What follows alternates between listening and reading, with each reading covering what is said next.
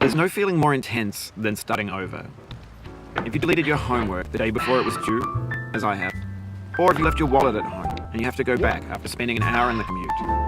If you won some money at the casino and then put all your winnings on red but it came up black. If you got your best shirt dry cleaned before a wedding and then immediately dropped food on it. If you won an argument with a friend and then later discovered that they just returned to their original view.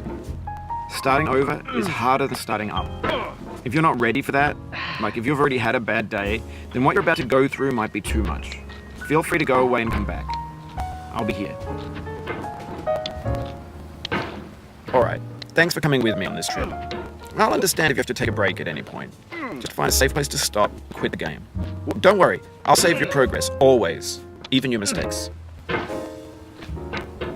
This game is a homage to a free game that came out in 2002 titled Sexy Hiking. The author of that game was Jezuo, a mysterious Czech designer who was known at the time as the father of B games. And B games are rough assemblages of found objects. Designers slap them together very quickly and freely, and they're often too rough and unfriendly to gain much of a following. They're built more for the joy of building them than as polished products.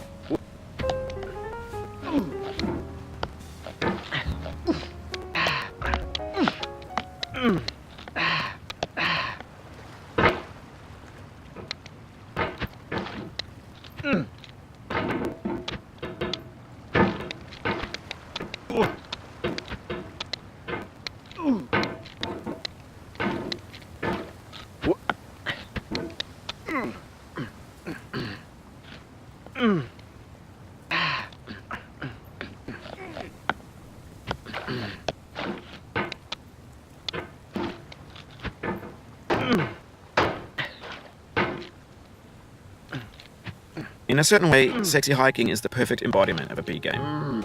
It's built almost entirely out of found and recycled parts, and it's one of the most unusual and unfriendly games of its time. In it, your task is simply to drag yourself up a mountain with a hammer. That act of climbing, in the digital world or in real life, has certain essential properties that give the game its flavour. No amount of forward progress is guaranteed. Some cliffs are too sheer or too slippery, and the player is constantly, unremittingly in danger of falling and losing everything. Oh, you just lost a lot of progress. That's a deep frustration, a real punch in the gut.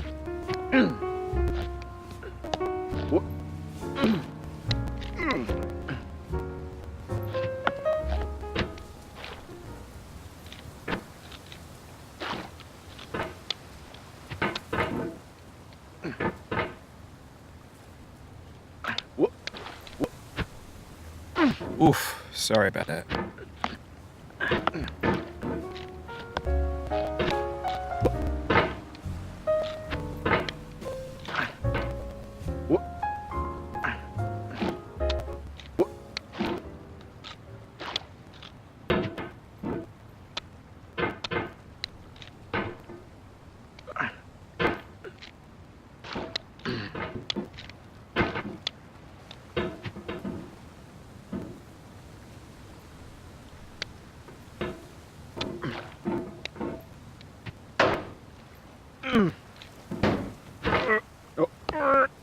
No.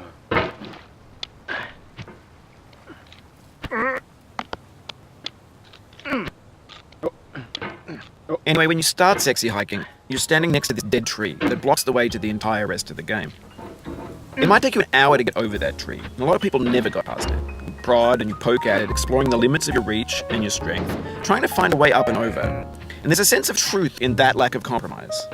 Most obstacles in video game worlds are fake. You can be completely confident in your ability to get through them once you have the correct method, or the correct equipment, or just by spending enough time. In that sense, every pixelated obstacle in Sexy Hiking is real.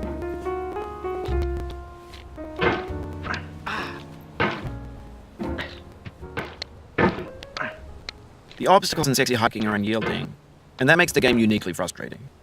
But I'm not sure Jazzuo intended to make a frustrating game. The frustration is just essential to the act of climbing, and it's authentic to the process of building a game about climbing. A funny thing happened to me as I was building this mountain. I'd have an idea for a new obstacle, and I'd build it, test it, and it would usually turn out to be unreasonably hard. But I couldn't bring myself to make it easier.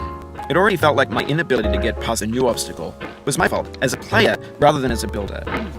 Imaginary mountains build themselves from our efforts to climb them. And it's our repeated attempts to reach the summit that turns those mountains into something real.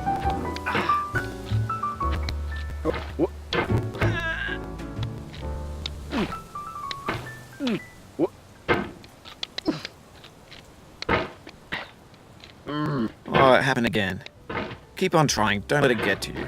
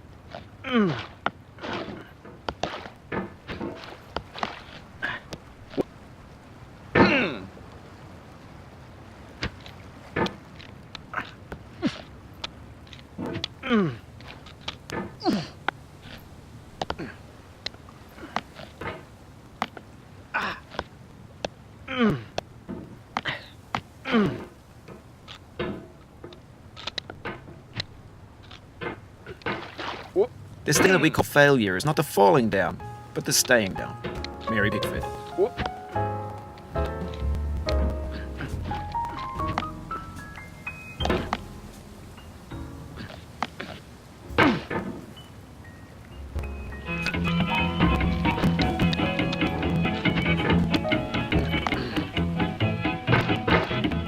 Get nasty over, boy.